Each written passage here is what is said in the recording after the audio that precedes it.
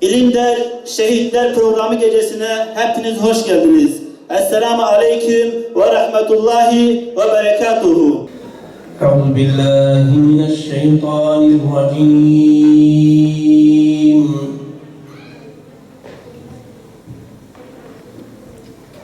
بسم الله الرحمن الرحيم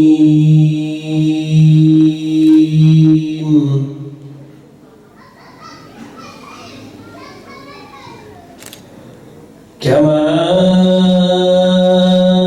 أرسلنا فيكم رسولا منكم يتلو عليكم آياتنا ويزكيكم ويعلم الكتاب والحكمة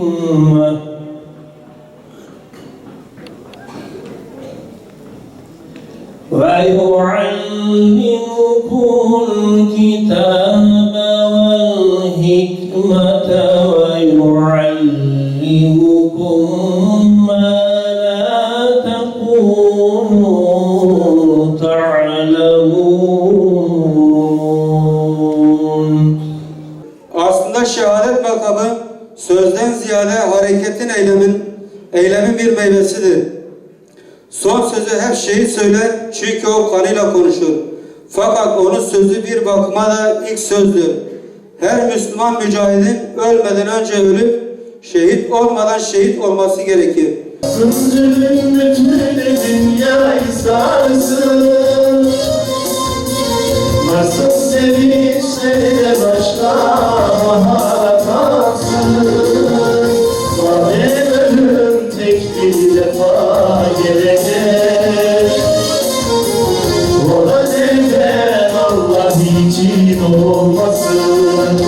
Şehitler kervanına katıldı aylar, şehadetiyle geldi özlenen dostlar. Yasin hocam geldi, ona kolları aç. Allah'ım bizleri de bu kervana kat.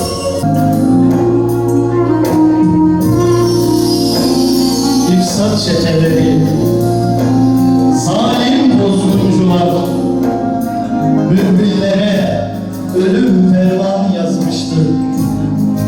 Haince, kalleşçe pusular kuruldu. Aytaç Hoca şehadetine kavuştu. Haince, kalleşçe pusular kuruldu.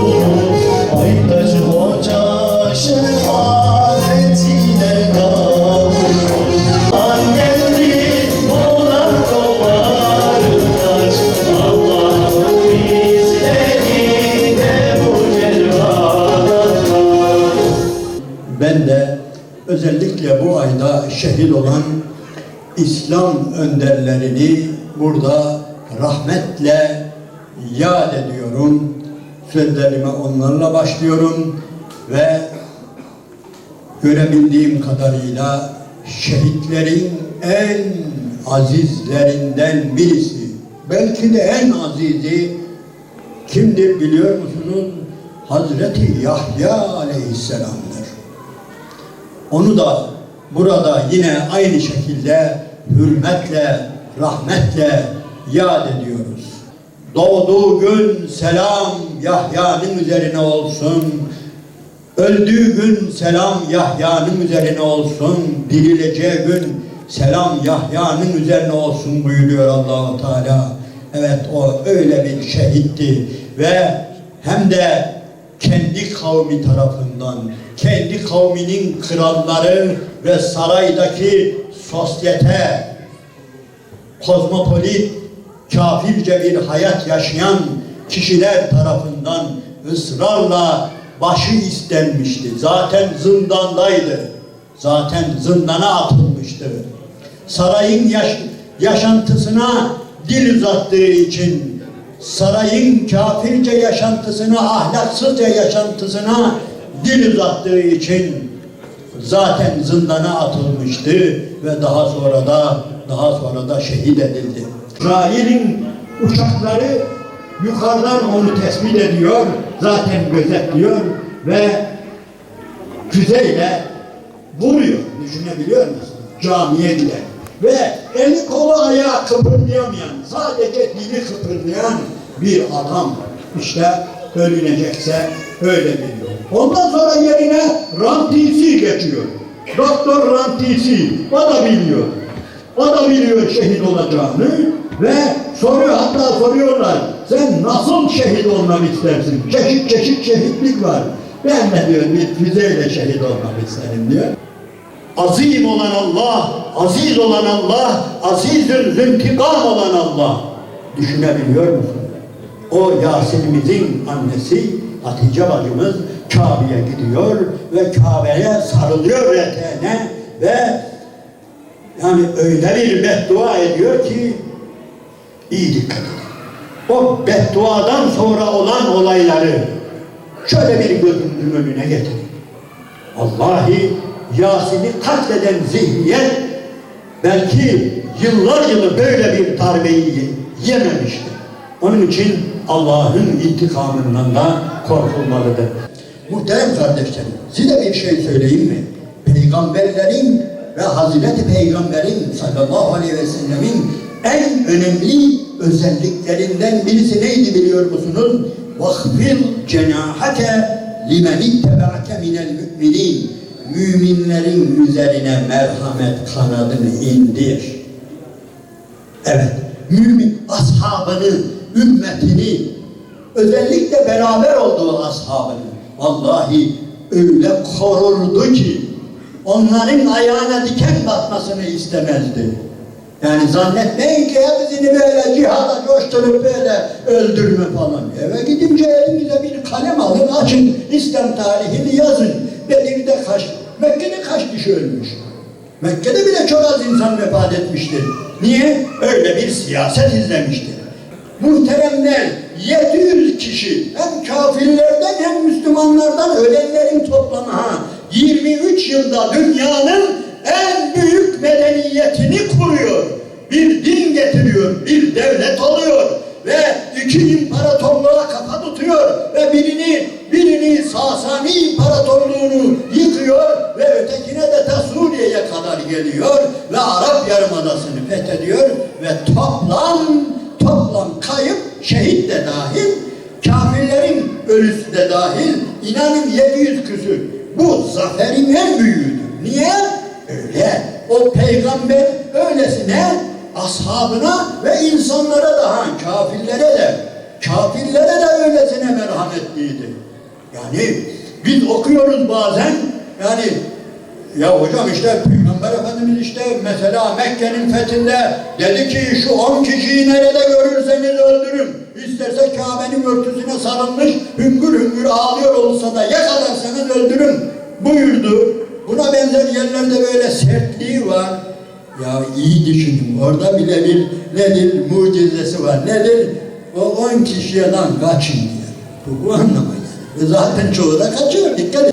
Malımızda nasıl titiz isek canımız çok daha öylesine kıymetlidir ve ne yapacağız? Önce emin olacağız. Benim canım işte tam burası ölünecek yer. Ölmeye değer. Eğer ben burada canımı verirsem veya canımdan fedakarlık yaparsam Allah'ın dini aziz olacak. Yoksa iş kötü. Yoksa Allah-u Teala bize bir bela gönderecek. Bu işin içinde ulema olacak. Ulemanın olmadığı yolda ölmemeye çalışın. Alimler orada olacak ve onlar imzayı atacak. İşte burası ölünecek yer diyecek. Hatta o alimlerden bazıları çıkacak, aha benim gibi diye ne yapacak? Orada gösterecek. Onun için biz özellikle alimlerin şehit olduğu yerde, alimlerin ticaret yaptığı yerde ticaret yapalım. Çok ayetler okuyabilirim. Şehadetle ilgili sayısız ayetler var, sayısız hadisler var. Dediğim gibi bugün coşturma günü değildir. Bugün dikkat etme günüdür ve özellikle kafirleri sevindirmeme günüdür. Kafirler seviniyorlar. Vallahi her ölüm haberinden sonra, her bombalama olayından dolayı İslam topraklarında birbirlerini boğazlayan, katleden Müslümanlardan dolayı kafirler inanınız bayram ediyor. Şeytan bayram ediyor. Bunu yapmayalım. Dikkat edelim. Allah-u Teala bizim şehadetimizi dinin yükselmesine, küfrün, kafirliğin de zelil olmasına vesile eylesin. Allah'ın selamı, rahmeti, bereketi üzerinize olsun. Her zaman tamda, meydanlarında, yanmayan İbrahim, Nemrutlarında, yazmalar Mehmet'in çaylarında, açar çiçek çiçek, çiçektir şehir. Aziz İslam davası uğruna canlarını vermiş olan şehitlerimize rahmet eyle. Onları